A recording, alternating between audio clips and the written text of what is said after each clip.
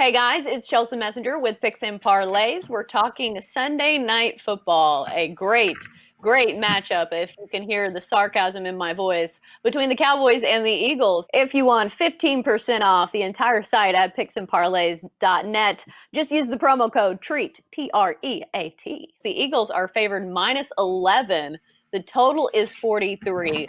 The Cowboys 0-7 against the spread. They have not covered a single number this season, but the Eagles haven't been that great against the number as well. 2-5 against the spread, 2-4-1 straight up. So we've got Lee from ASA joining us to talk this matchup. Lee, what do you got on Cowboys Eagles? Well, interestingly enough, it's a battle for first place in the NFC East between a 2-5 and a 2-4-1 team. So I guess some fans in either state can be hopeful for something, some outcome of this game. We're going to side with the under here. It is a low number at 43, but now we're starting to see NFL games trend and be a little bit lower scoring. Unders are starting to cash a little bit more after the overs were prevalent to start the first half of the season here. In this game, whether it's Ben DiNucci as a starting quarterback or Andy Dalton, we really don't know yet. I'm going to expect the Cowboys to come out and try to run the football with Elliott. Last year, they were ninth in the NFL in rushing attempts per game at 28.1 rush attempts per game.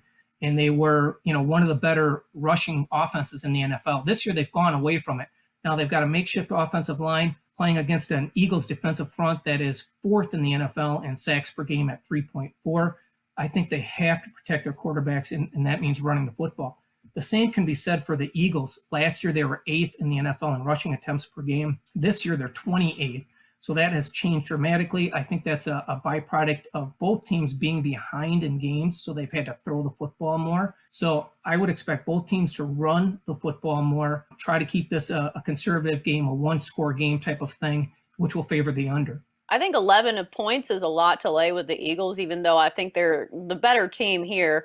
I think they've had some bad luck when it comes to injuries, and at least their defense isn't the Cowboys' defense. The Cowboys' defense has been terrible. Yeah. I know everyone loves to talk about the offense there and the lack of the quarterback, and if Kellen Moore should take over at quarterback. It just seems like a lot of points to lay when the total is that low. When a total is only 43, double digits is a lot to ask when you come to a side. Any thoughts when it comes to playing that side, or would you touch that with a 10-foot pole? I really wouldn't recommend betting a side in this. If I had to, if I was forced to bet a team, I would probably take the divisional underdog Dallas plus the 11 points.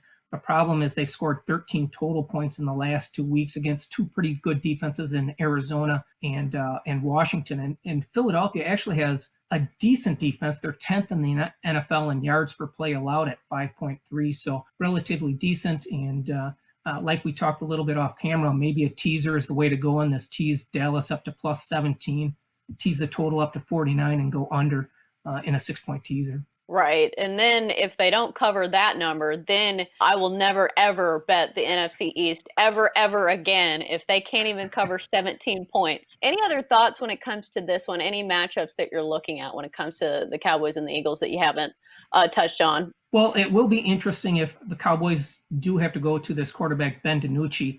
He was a high school phenom in Pennsylvania.